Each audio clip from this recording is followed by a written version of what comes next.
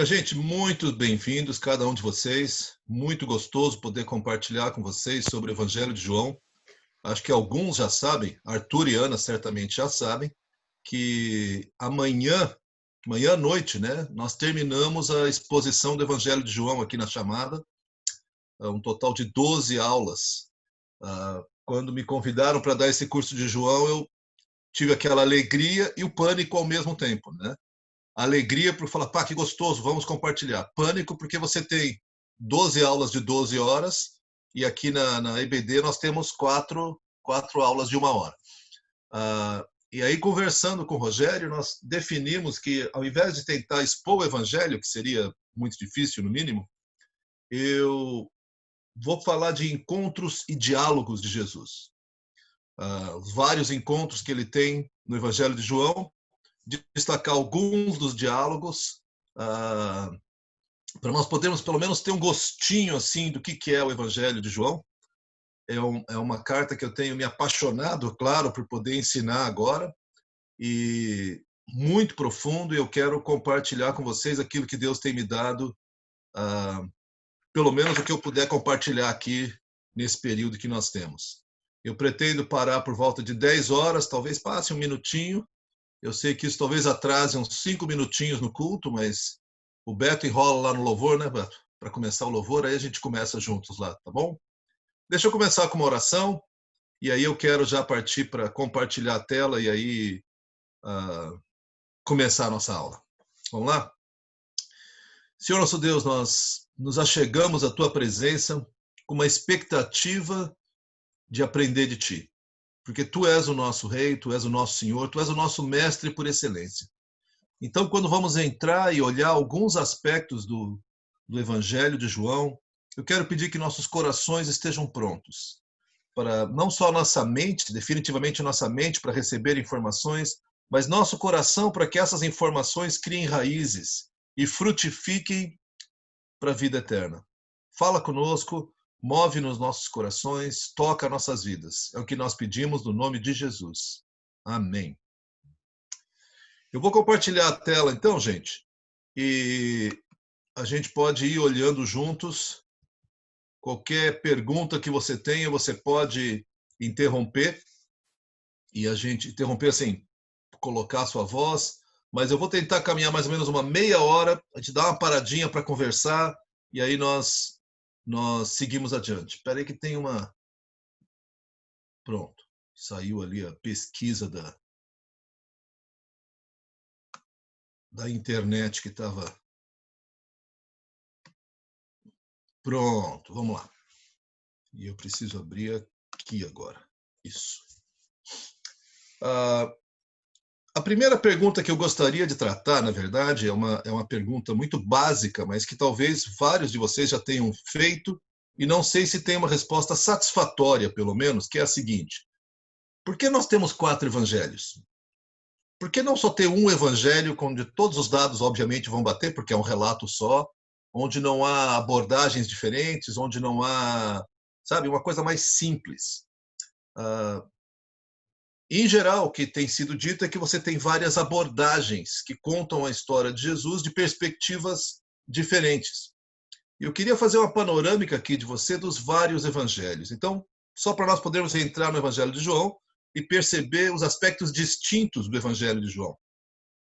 Começamos então com Mateus. O Evangelho de Mateus, que não é o mais antigo, provavelmente o primeiro evangelho a ser escrito e conhecido foi o Evangelho de Marcos.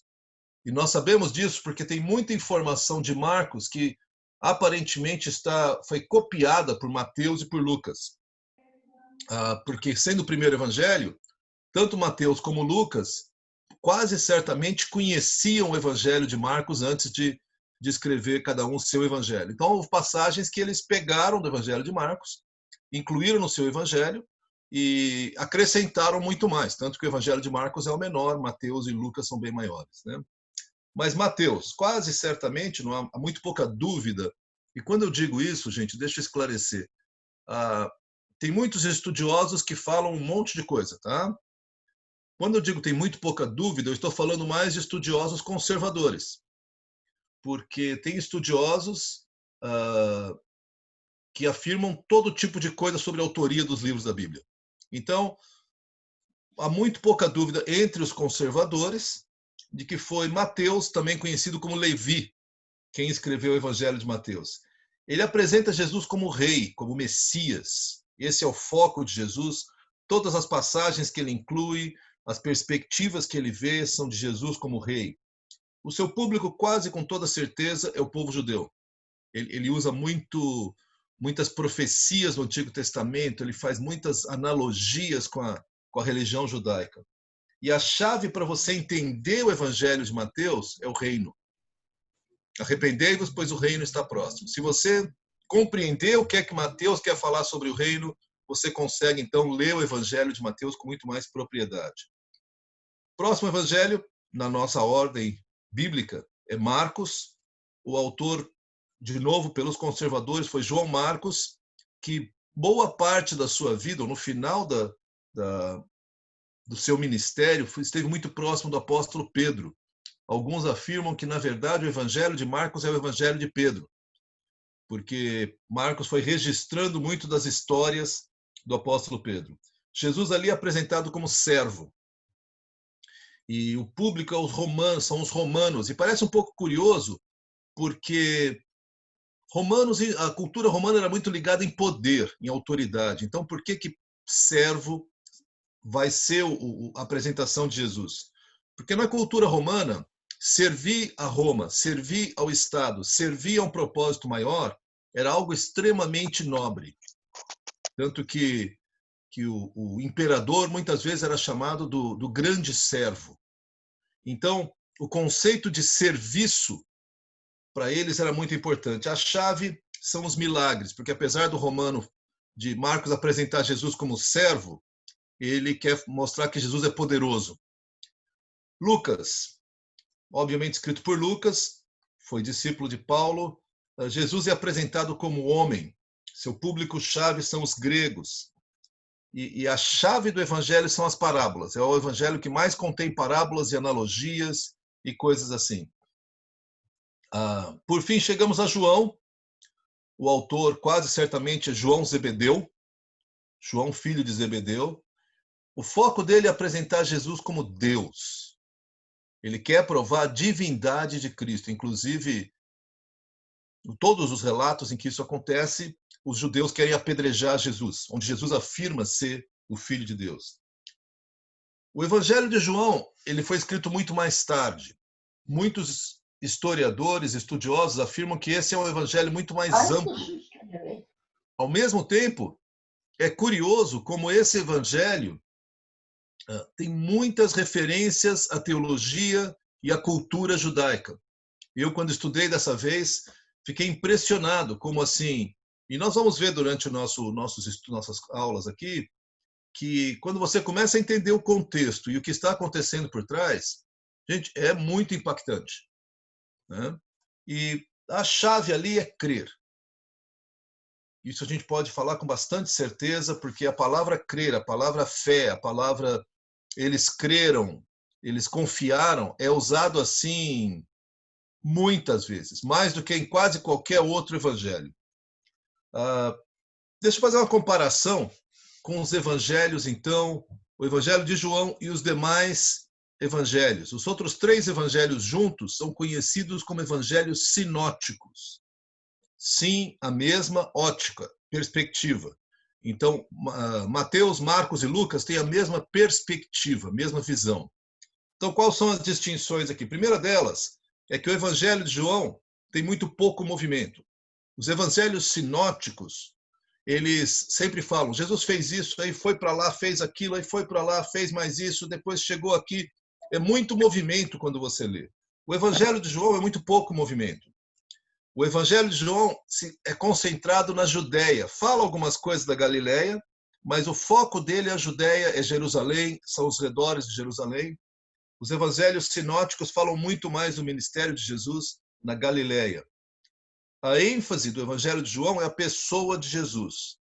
A ênfase dos outros evangelhos é o reino e essa nova realidade que Jesus veio propor.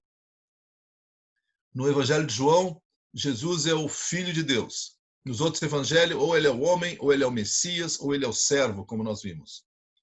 O foco do evangelho de João são os discursos, os encontros, porque ali João consegue expressar da melhor maneira a teologia e as propostas de Jesus. O foco dos outros evangelhos são as narrativas. É óbvio, gente, que João também tem narrativa e os outros também têm discurso, mas estou falando do foco, da ênfase. Por ser esse o foco, os discursos escritos de Jesus no Evangelho de João são longos discursos. Eles se prolongam, eles vão muito longe. Além disso, no Evangelho de João tem muito material que a gente chama de editorial.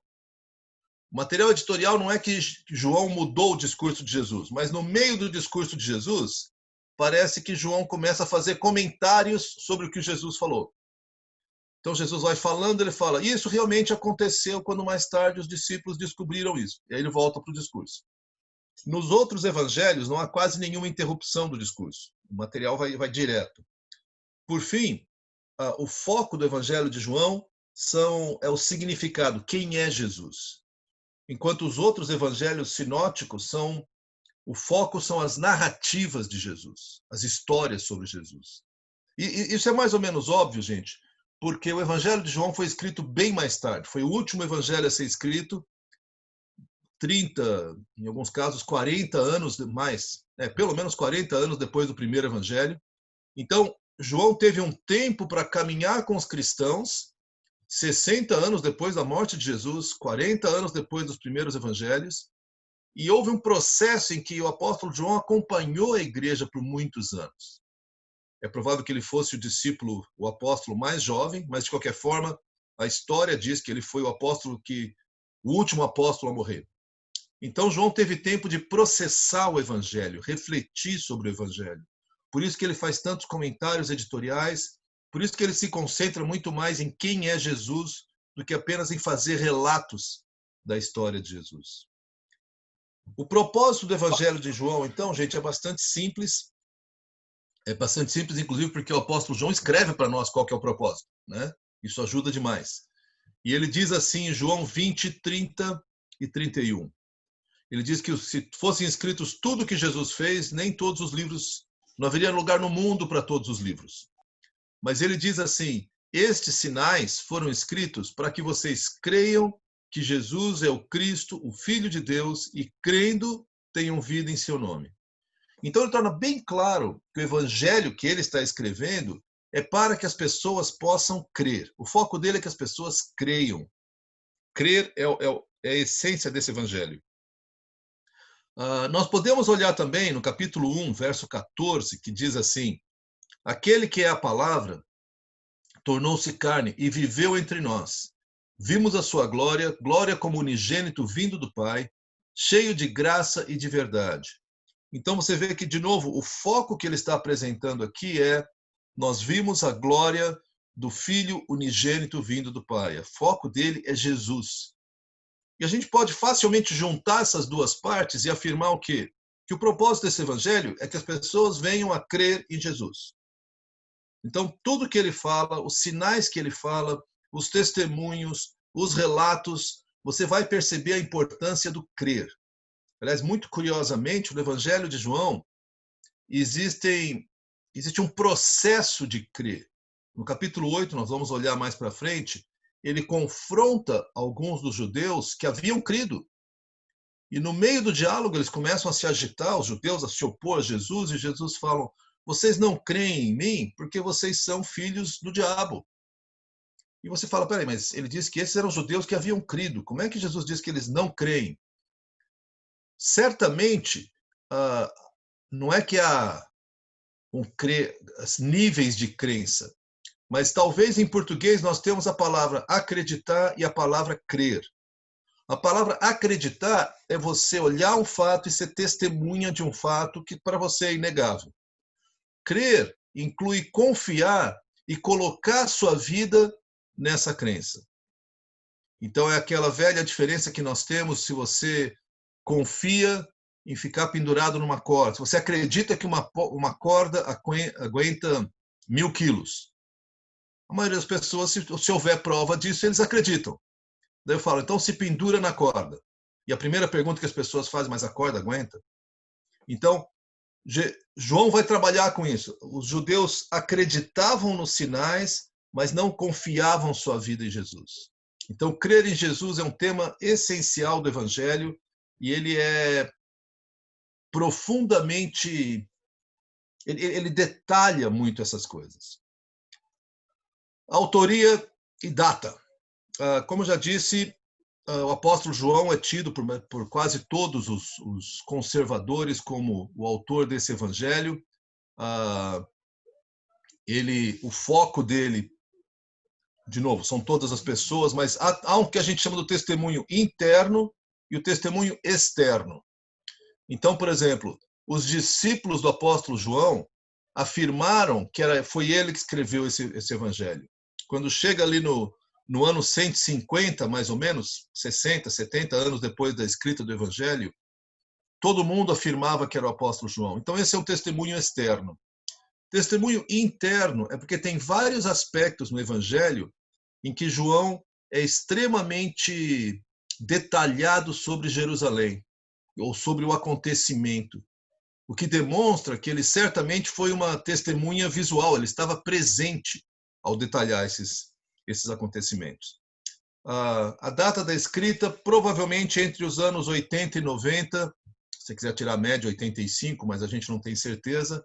E por que isso? Porque ele tem algumas passagens que parece que ele já sabe que o templo foi destruído. Quando ele comenta aquela palavra de Jesus, se destruírem esse templo, em 3 dias eu reconstruirei.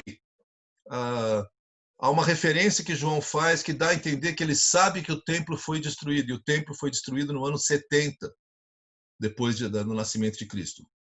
Agora, mais interessante ainda é que ele fala que eles serão perseguidos e expulsos das sinagogas.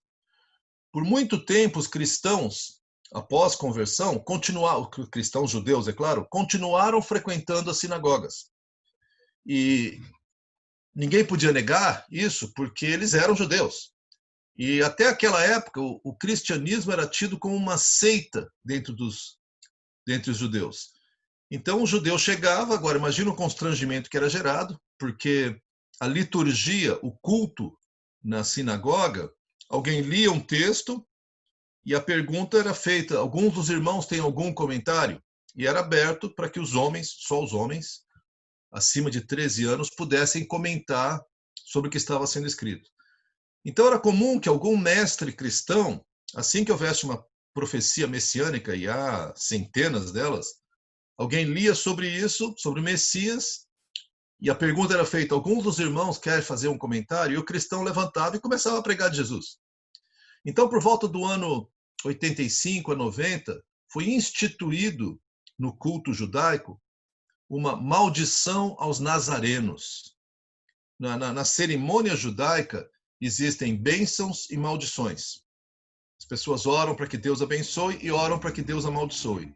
E o que eles queriam fazer era expulsar os cristãos das sinagogas, os judeus cristãos das sinagogas. Isso acontece por volta do ano, provavelmente no ano 90. No ano 90 já está instituído, então começou um pouquinho antes.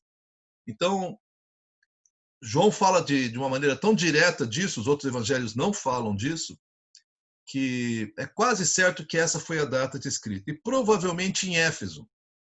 Éfeso por quê? Porque ali é que foi feita ali que a história registra que foi grande parte do ministério do apóstolo João. No final da sua vida, ele é exilado para a ilha de Patmos, onde então ele vai escrever talvez 1ª, 2ª, 3ª João, especialmente o Apocalipse. Mas no final da vida ministerial dele, no sentido de estar com a igreja, foi em Éfeso. Deixa eu parar um pouquinho, porque eu falei que nem uma metralhadora até agora, e eu quero saber se existe alguma pergunta, alguma coisa que você gostaria de saber, gostaria de ouvir nessa introdução bastante breve. Algum comentário, alguma pergunta? É muita informação, né, gente? Daniel? Diga. Eu não estou vendo ainda quem está falando, mas pode falar. É a Luciana, eu estou sem vídeo. Oi, Lu. Tudo bom? Tranquilo, tranquilo. Tudo bem? Tudo bem. Essa última parte ali eu fiquei com uma dúvida. Tu pode repetir? Tu falou que ele escreveu primeira, segunda João em Éfeso, é isso? Não, perdão, acho que eu, por falar rápido, talvez tenha falado errado. É quase certo que ele escreveu primeira, segunda e terceira João de Patmos. Antes do Apocalipse? Ou antes ou quase ali concomitantemente, né? Assim, junto. Não sei se ele escrevia um dia um, continuava o outro depois. Sendo o Apocalipse uma carta maior, talvez ele tenha, alguns acreditam que ele tenha misturado pelo menos segunda e terceira João, mas primeira, segunda e terceira João, provavelmente em Patmos, juntamente com o Apocalipse. E isso foi quanto tempo depois de ter escrito o Evangelho de João? As datas aí ficam bem difíceis da gente afirmar, né? Eu, por exemplo, se eu tenho que dar uma data específica para o Evangelho, eu diria 85. Por quê? Porque fica no meio, só por isso. Eu não tenho muito mais moral para falar sobre isso. E o Apocalipse foi, no máximo, a data mais tardia, de novo, daqueles que acreditam que foi João que escreveu, é 95. Tá? Então, entre 85 e 95, ele escreveu o Evangelho, primeira, segunda, terceira João e o Apocalipse. Tá, porque eu acho interessante que no Evangelho de João, né, não aparece nada sobre o discurso escatológico de Jesus, né? É verdade, é verdade. Há algumas menções, mas muito pouco, quase nada, né? Tá bom, então, muito obrigada. Não por isso, que isso. Bom dia, Daniel. Bom dia, Vitor. A minha pergunta é com respeito à questão dos evangelhos sinóticos, né? Mateus, Marcos, Lucas. A gente sabe que Marcos e Lucas, discípulos, né, não conviveram diretamente com Jesus, mas Mateus era apóstolo, né, também conviveu. Então, por que essa diferença? Não tem especificamente nada a ver direto com o Evangelho de João, mas essa diferença de estilo, vamos dizer assim.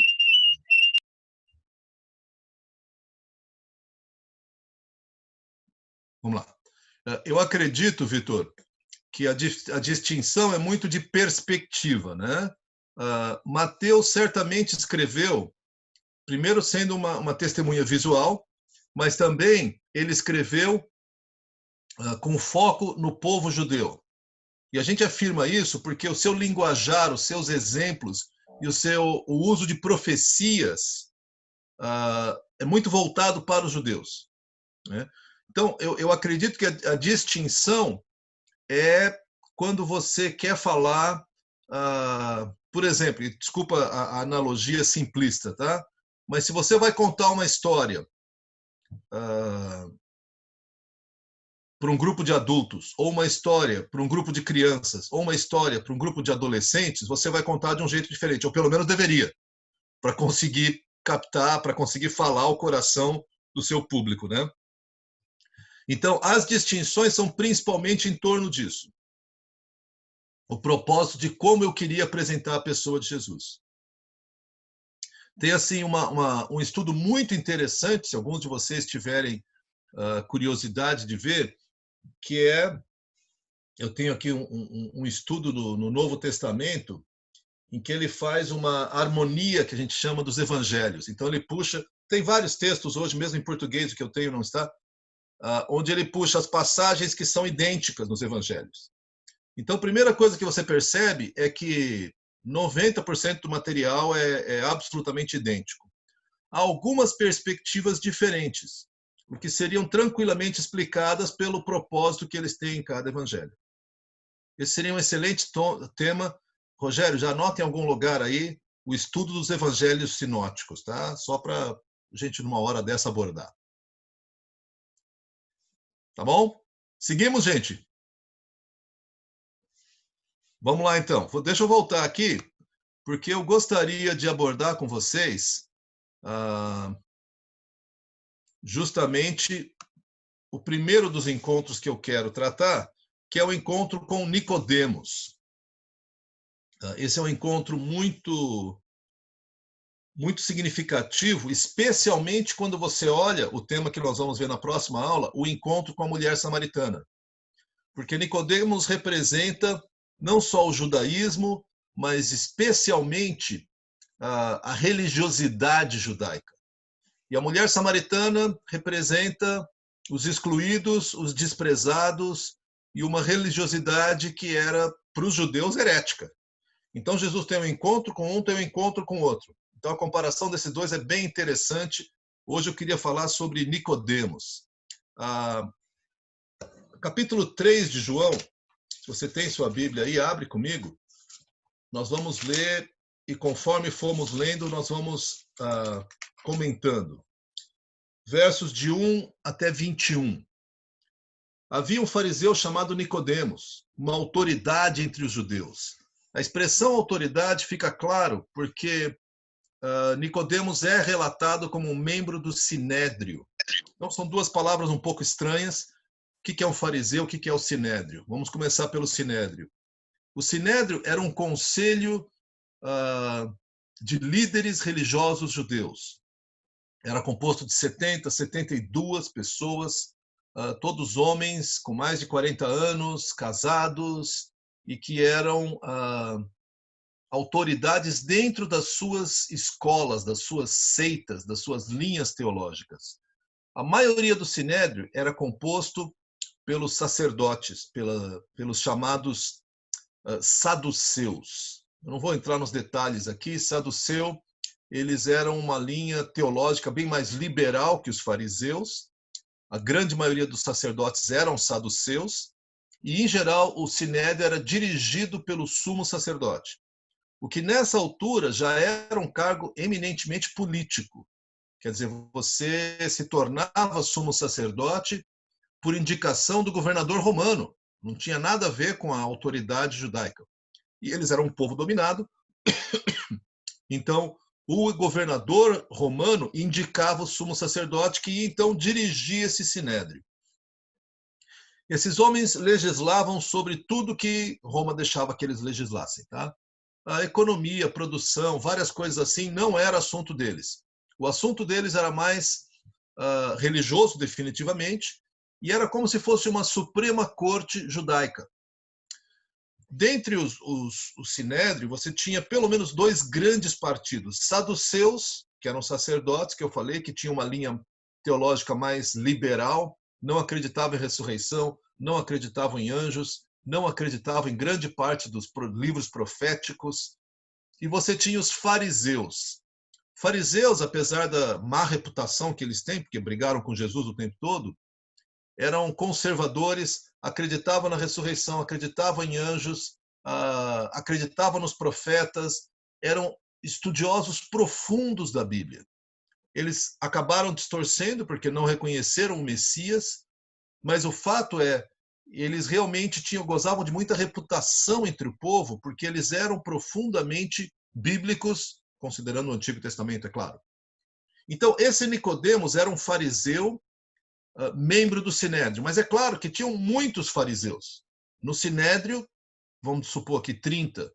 Então, ele era, assim, um teólogo, ele era um mestre de Israel, ele era um pensador e alguém de grande autoridade entre os judeus. E é muito curioso que o verso 2 diz que ele veio a Jesus à noite e disse: Mestre, sabemos que ensinas da parte de Deus, pois ninguém pode realizar os sinais milagrosos que estás fazendo se Deus não estiver com ele. Duas coisas que nós percebemos logo de cara sobre esse encontro é que Nicodemos era sincero e era temeroso.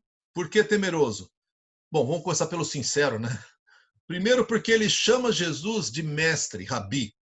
E para o fariseu, só era mestre quem tivesse estudado muito da Torá, de todo o estudo e as escrituras, e estivesse estudado numa yeshiva. Yeshiva nas escolas rabínicas. E era assim, tempo integral, por 10, 15, 20 anos estudando, antes que você fosse considerado um rabi, um mestre. Agora, Nicodemos vai procurar Jesus, há muito debate de por que ele procurou à noite, alguns entendem que ele procurou à noite para não ser reconhecido, pode ser. Uma outra proposta muito razoável é que ele procurou Jesus à noite, porque durante o dia, Jesus estava cercado de multidões. e ele queria conversar com Jesus, e no meio de uma multidão fica mais ou menos complicado. Seja como for, ele procurou Jesus à noite. E ele chama esse homem rude, da Galileia, sem estudos rabínicos, de rabi. Chama de mestre. Então, ele era profundamente sincero, ele estava sinceramente interessado. Nas duas passagens que eu mencionei ali acima, João 7, 50, 51, e depois João 19, 39, não só afirma que Nicodemos era membro do Sinédrio, mas no capítulo 7 ele faz uma intervenção muito tímida. O Sinédrio quer condenar Jesus e ele pergunta, mas nós vamos condená-lo sem ouvi-lo? E o pessoal meio que empurra de lado a objeção dele, continua em frente e aparentemente ele não falou mais nada ali. No capítulo 19 é o momento que Jesus foi morto, então José de Arimateia e Nicodemos pegam o corpo de Jesus e Nicodemos traz uma quantia de aroma, né, de perfume para embalar, não embalsamar como os egípcios, mas para ungir o corpo de Jesus. A quantia e o tipo de coisa que ele traz é caríssimo. É quase que o enterro de um rei. Então, aparentemente, Nicodemos, durante o ministério de Jesus, foi se convencendo. No capítulo 7, ele ainda não é um defensor ardoroso de Jesus. Mas no 19, ele provavelmente se converteu, porque ali ele está arriscando toda a sua reputação para ungir, para honrar Jesus Cristo. Eu não sei se ele sabia da ressurreição, mas ele se declarou um seguidor de Jesus naquele ato no capítulo 19. Então, nesse primeiro encontro, ele é sincero, chama Jesus de Rabi, mas ele é temeroso, ele não sabe ainda o que é que vai acontecer aqui. E Jesus, no seu modo bem direto, segundo João aqui, entra direto na discussão com Nicodemos, não fica parado para falar, não, veja bem, não é bem que eu sou um rabi, ele só vai direto e diz assim, verso 3, em resposta Jesus declarou-lhe, digo-lhe a verdade, ninguém pode ver o reino de Deus se não nascer de novo. E antes da gente entrar diretamente nas respostas, na reação de Nicodemos, deixa eu fazer algumas observações. A primeira delas é que havia uma frase na Mishnah, que é um dos comentários sobre a lei, sobre o comportamento que era esperado em Israel, há uma frase muito conhecida que é o prosélito é como um recém-nascido. Prosélito é o gentil, o não-judeu, que se torna judeu. Então ele pede para passar por uma série de rituais e aí ele se torna um judeu. Para ele se tornar um judeu, um dos rituais, além da circuncisão e mais uma série de ofertas, ele tinha que ser batizado, que é uma coisa bastante interessante. Mas a frase que eu quero destacar aqui é o fato que a expressão nascer de novo não era tão estranha para os fariseus como pode parecer pela reação de Nicodemos. Pelo contrário, ele diz, olha, nascer de novo, e eu tenho certeza, pelo que eu pude estudar aqui, que Nicodemos conhecia essa frase, o prosélito é como recém-nascido. João já registrou no capítulo 1, versos 12 e 13, quando ele diz assim, contudo, aos que o receberam, aos que creram em seu nome, dê-lhes o direito de se tornarem filhos de Deus, os quais não nasceram por descendência natural, nem pela vontade da carne, nem pela vontade de algum homem, mas nasceram de Deus. Esse tema do nascer de novo, uma nova vida, é central no Evangelho de João também, mas não era totalmente desconhecido dos fariseus. Agora, é muito curioso, porque essa expressão, ela confronta o status de Nicodemos, porque Nicodemos era judeu, filho de judeus, neto de judeus, filho de Abraão, ele certamente se diria. Ele era, entre aspas, filho ou descendente de Deus por nascimento. E aí Jesus fala, precisa nascer de novo, e na cabeça dele deve ter vindo assim, mas eu não sou um prosélito, eu não sou um gentil, eu já sou do povo de Deus. Então, a reação de Nicodemos não é uma reação de quem nunca ouviu essa expressão, que fora da Bíblia é uma expressão estranha realmente, o nascer de novo, mas ele está se defendendo de alguma coisa. E Jesus, então, fala para ele Nicodemos fala aquela frase, como pode alguém nascer de novo? É claro que não pode entrar pela segunda vez no ventre da sua mãe e renascer. E Jesus dá uma resposta para ele. Respondeu-lhe Jesus, verso 5. Digo-lhe a verdade, ninguém pode entrar no reino de Deus se não nascer da água e do Espírito. O que nasce da carne é carne, o que nasce do Espírito é Espírito.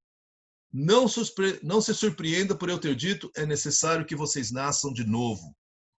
A expressão nascer da água e do Espírito é uma expressão que a gente tem duas referências, pelo menos. A primeira delas é em Ezequiel 36, 25 a 27. Eu não vou parar para ler para a gente poder caminhar, mas há uma referência em que Deus fala que fará com que as pessoas passem pela água, sejam purificadas e também nasçam do Espírito e recebam o Espírito. O batismo, esse passar pela água, é um simbolismo em Israel muito forte de salvação. E eu mencionei aqui pelo menos 3. Noé foi salvo por meio da água. Não foi um batismo exatamente, mas a água veio e Noé foi salvo pela água. Eles atravessaram o Mar Vermelho, depois atravessam o Jordão também, e foram salvos do exército egípcio. Naamã tem lepra, condenado à morte, vai lá, obedece ao profeta, faz os 7 banhos no rio e volta totalmente purificado. Então, o que eu quero afirmar aqui é que essas expressões que Jesus está usando não são tão estranhas a um fariseu como poderiam parecer. À primeira vista você lê e fala, coitado de Nicodemos, não fez a menor ideia do que estava acontecendo, né? Mas você começa a olhar um pouco mais fundo e Jesus estava falando, é importante que você seja purificado pela água e seja tocado pelo Espírito.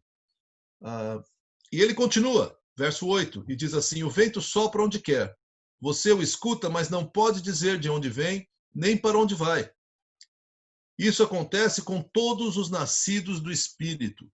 Ele está apelando para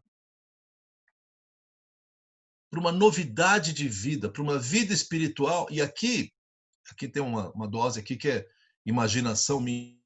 Eu fico tentando compreender como é que será que Nicodemos passou por isso. Porque Nicodemos, gente, conhecia a lei.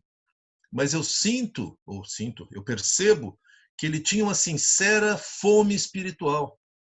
Então, quando Jesus fala que o Espírito não sopra onde a gente quer, mas aonde o Espírito quer, e a gente ouve a sua voz, e é assim com todos que são nascidos de novo, eu imagino o coração de Nicodemos assim, saltando e dizendo, eu quero isso. Não sei se ele tomou uma decisão aqui, aparentemente não, mas Jesus está assim, atiçando a fome de Nicodemos. Verso 9, de novo surpresa. Nicodemos diz assim, mas como pode ser isso? Ele já ficou surpreso quando Jesus falou do nascer de novo. Não surpreso porque ele não conhecia, mas óbvio, ele está colocando isso na vida dele, falando, mas eu já sou judeu. E aqui ele fala de novo de ser nascido do Espírito, mas como isso? Jesus, então, de certa maneira, o confronta dizendo assim, você é um mestre em Israel, mas não entende?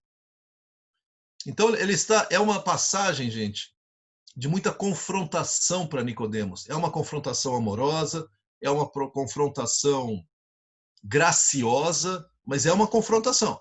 Ele está botando o dedo aqui na ferida de Nicodemos, e no final ele vai cobrar uma resposta de Nicodemos. E nós vamos ver isso já, tá? Mas Jesus continua, verso 11, e coloca assim, asseguro-lhes que nós falamos do que conhecemos e testemunhamos do que vimos. Mas mesmo assim, vocês não aceitam o nosso testemunho. Jesus deixa claro que testemunho é falar do que se conhece. E mais uma vez eu sinto que Nicodemos falou, mas eu conheço a Bíblia. Mas Jesus está dizendo, existe uma realidade que você não faz ideia, Nicodemos. Você não faz ideia. Você precisa conhecer essa realidade espiritual. Gente, aqui eu preciso parar e fazer um comentário. Eu temo que isso, em parte, seja verdade em muitas igrejas evangélicas. Nós conhecemos a palavra, nós somos capazes de recitar João 3,16, que nós vamos passar daqui a pouco. Nós somos capazes de falar da Bíblia, mas nós não conhecemos a nova vida em Jesus. E, por favor, não estou acusando ninguém, não, só estou dizendo, eu acho triste que nas nossas igrejas essas pessoas passem por esse grande conhecimento, mas não tenham uma experiência pessoal com Jesus. Alguns de vocês sabem, eu me converti aos 15 anos. Era filho de líderes da igreja. Nessa época eu já me envolvia na igreja, participando daquelas lideranças de adolescente, pré-adolescente, coisa assim. Eu conhecia bastante da Bíblia e o Senhor Jesus não era o meu Salvador. Eu era absolutamente perdido, mas com grande conhecimento. Tanto que quando as duas partes se juntaram, quando eu compreendi o Evangelho, as coisas se tornaram completamente diferentes na minha vida. Então, eu acho que essa experiência de transformação, essa experiência de uma nova vida, vai aparecer muitas vezes no Evangelho de João, e eu acho que nós deveríamos cultivar esse tipo de coisa. Não só o conhecimento, obviamente o conhecimento, mas cultivar o fato, existe uma nova vida, você percebe no seu interior impulsos, paixões, afetos, constrangimentos, novas reações, às vezes culpas que antes você não tinha, porque nascer de novo é ter uma nova vida dentro de você, uma vida completamente transformada. Vamos continuar aqui. Versos 12 e 13, Jesus diz assim: eu lhes falei de coisas terrenas e vocês não creram. Como crerão se eu lhes falar de coisas celestiais? Ninguém jamais subiu ao céu, a não ser aquele que veio do céu, o Filho do Homem. Aqui Jesus já está usando essa expressão para falar da sua identidade. Há muito debate sobre o que são coisas terrenas e coisas celestiais. Eu acredito que quando ele fala de coisas terrenas, ele não está falando de coisas não espirituais. Ele está falando de coisas como nascer de novo. Porque isso é uma coisa que acontece aqui conosco. É claro que é uma realidade espiritual, mas ele está falando, Nicodemo, se você não entende o que é nascer de novo e ser cheio do Espírito, como é que eu vou falar do meu Pai? Como é que eu vou falar de Deus para você? Se você não entende isso, e aqui a gente pode colocar mais algumas interpretações, uma delas é que as coisas espirituais são discernidas espiritualmente.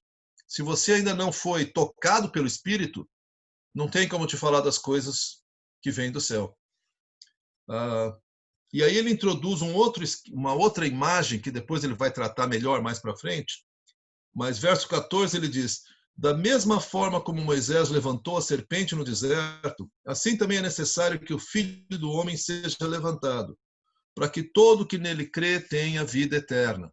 A serpente de bronze, vocês devem lembrar, capítulo 21 de Números, verso 8, o povo de Israel desafia Deus, desafia Moisés, Deus envia serpentes venenosas no acampamento, e muita gente começa a morrer. Aí o povo pede perdão, Moisés clama a Deus, e Deus fala: faça uma serpente de bronze e levante a serpente de bronze. E todo que olhar para a serpente de bronze será curado. Obviamente, não é a serpente que cura, mas é o ato de fé de olhar para a provisão de Deus. Na hora que eu olho para a provisão de Deus, eu sou curado. Curiosamente, Josias, que é um rei bom no reino de Judá, muitos anos depois dessa experiência, quando ele faz uma limpeza moral, espiritual, ritual em Israel, destrói a serpente de bronze, porque naquela época os judeus estavam orando para a serpente e acendendo incenso para a serpente. Mas o fato é que ele fala: assim como Moisés levantou a serpente no deserto, o Filho do Homem será levantado. Ele faz uma referência muito direta desde já para a crucificação. E é essencial que Jesus seja crucificado, porque o crucificado é maldito. Espiritualmente é considerado a morte mais desprezível que um judeu poderia ter. Ele foi crucificado, ele foi exposto na sua morte, o cadáver vai ficar pendurado, é uma coisa assim, de novo, a própria palavra diz: maldito que for pendurado no madeiro. Mas você percebe que no final do verso 15, no final desse diálogo aqui, verso 15, ele diz: para que todo que nele crê tenha a vida eterna. E a partir daqui, ele vai entrar na passagem que nós conhecemos bem e que provavelmente é uma reflexão de João. Lembra que eu falei de material editorial? A partir daqui, ele começa a falar e você percebe que não é mais um diálogo, é um discurso. E é um discurso que não é Jesus falando. Então você fala, mas e o que é que João fez com Nicodemos? Nós não sabemos como terminou essa conversa. Eu acredito que Nicodemos não se converteu aqui.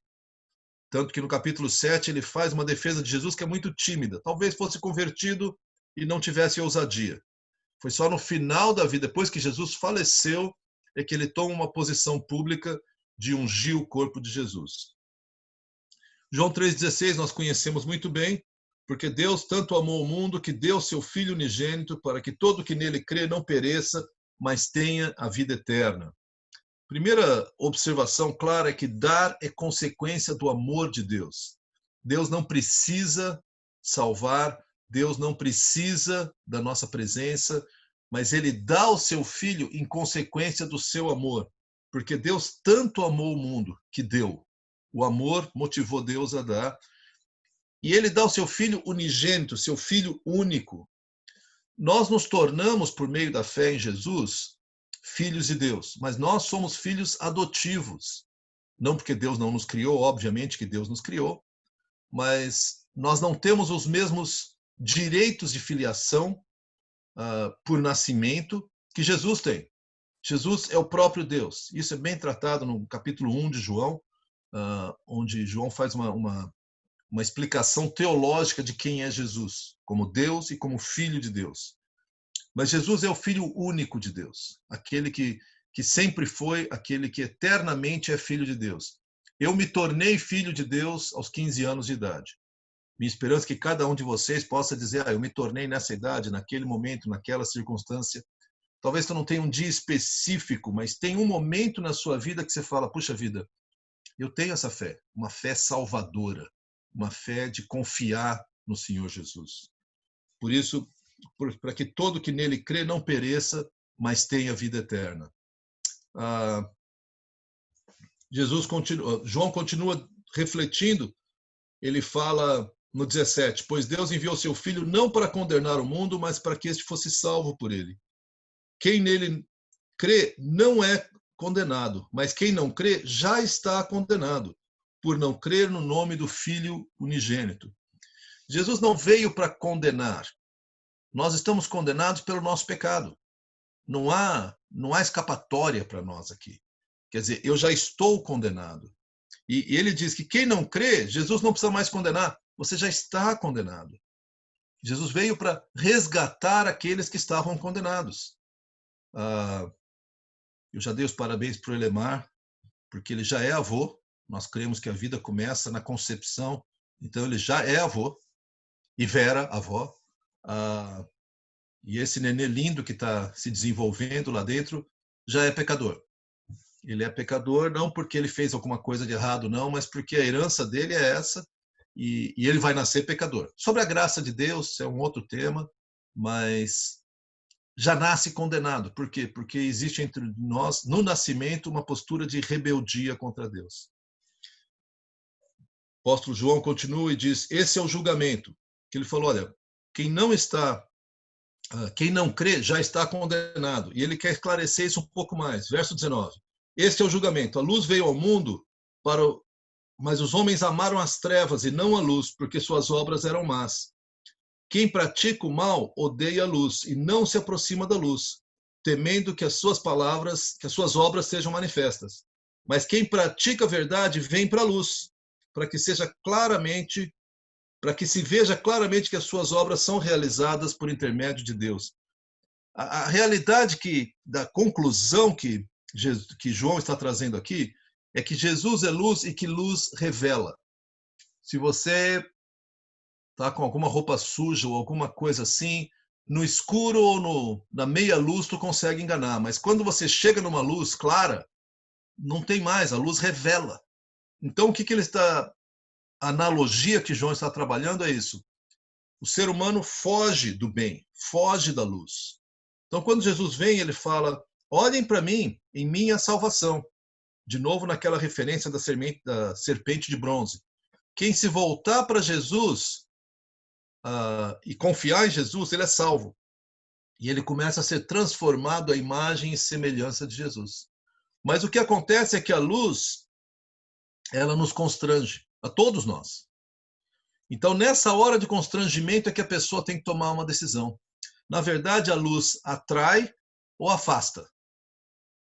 Ou você se sente atraído pela luz e aceita a sua condição e aceita que a luz revele gradativamente o seu pecado, quem você é, mas você se aproxima na luz confiando nessa graça, ou você foge da luz. E como todas os outros encontros e diálogos, Jesus chega no momento, João relatando a mensagem de Jesus, chega no momento de escolha. Dá um pulo comigo até o verso 36, onde nós lemos assim: quem crê no Filho tem a vida eterna. Já quem rejeita o Filho não verá a vida, mas a ira de Deus permanece sobre ele. Quero fazer um último comentário, depois quero ver as perguntas que nós temos. E o comentário é que tem surgido no meio de muitos pregadores, de muitas igrejas, até mesmo pregadores batistas, que parece que dão a entender que no final tudo termina em pizza. Ou seja, no final Deus vai salvar todo mundo, porque Deus é tão bom. É a heresia que nós chamamos de universalismo. O universalismo certamente ignora essa passagem, porque ele torna bem claro, quem crê no Filho tem a vida eterna, não porque é bom, porque é melhor, porque crê no Filho, essa é a única condição. Já quem rejeita o Filho não verá a vida. A ira de Deus permanece sobre ele. A ira de Deus é uma realidade trágica, mas muitas vezes esquecida ou deixada de lado. Muitas vezes nas nossas pregações. É fundamental, e o Evangelho de João torna isso claro de uma ponta a outra, gente. Ou você crê e é salvo, ou você não crê e é condenado. E aqui nós vemos isso, não só a questão de não ter a vida, mas o fato de que a ira de Deus permanece sobre eles. Antes de olharmos as perguntas e orarmos, só quero falar sobre a próxima aula. Nós vamos olhar o diálogo de Jesus com a mulher samaritana. Vamos ver quem eram os samaritanos, o que eles acreditavam, como é que Jesus conduziu a conversa e como é que essa mulher veio a acreditar, confiar em Jesus, em última análise, se tornar cristã. Voltando, eu atropelei de novo pela pressa, mas eu queria saber se há comentários, perguntas, observações, complementações, por favor. Eu não olhei aqui o chat, deixa eu olhar o chat enquanto vocês olham. Muito bem. Sugestão aqui, de novo, Rogério, para que se olhem para um curso de Evangelhos Sinóticos. Estou complicando a tua vida, tá? Gente, observações, perguntas?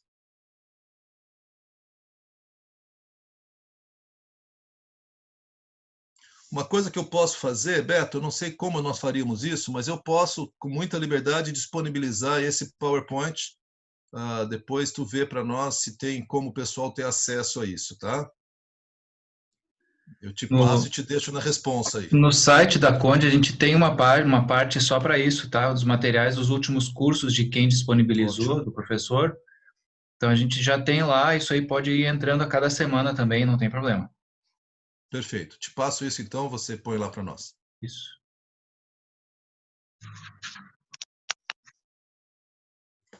Alguma pergunta, gente? Ou comentário?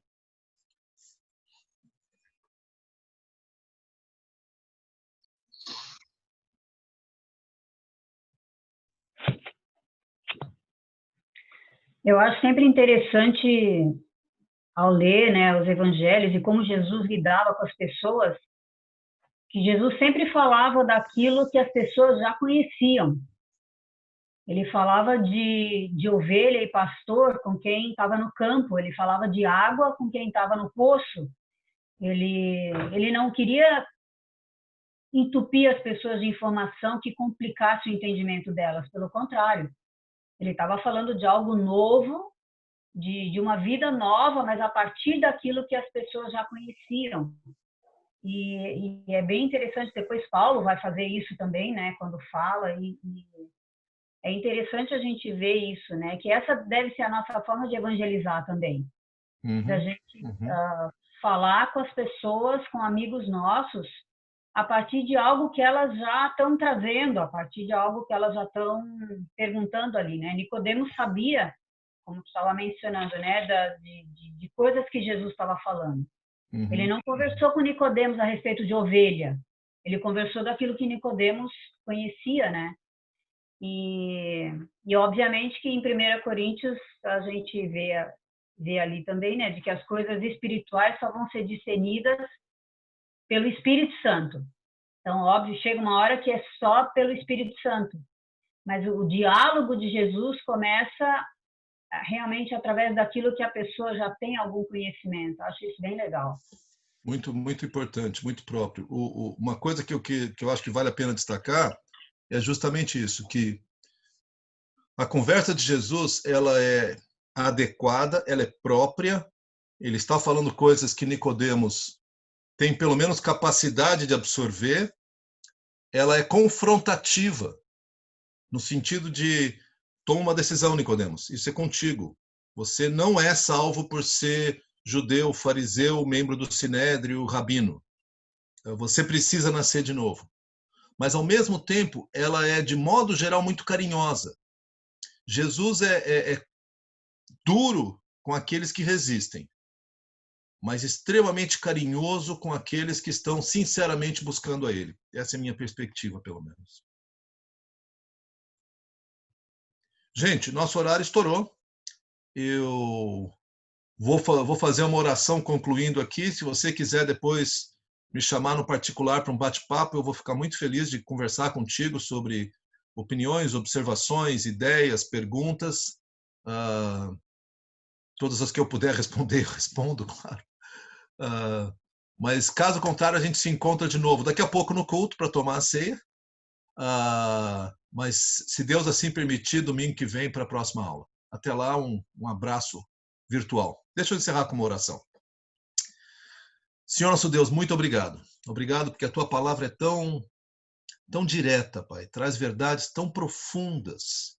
Verdades que deveriam nos fazer refletir sobre a nossa própria caminhada espiritual. Eu te agradeço pelo relato do apóstolo João. Eu te agradeço por Nicodemos, que hoje eu creio que é nosso irmão em Cristo, está hoje contigo aí no céu.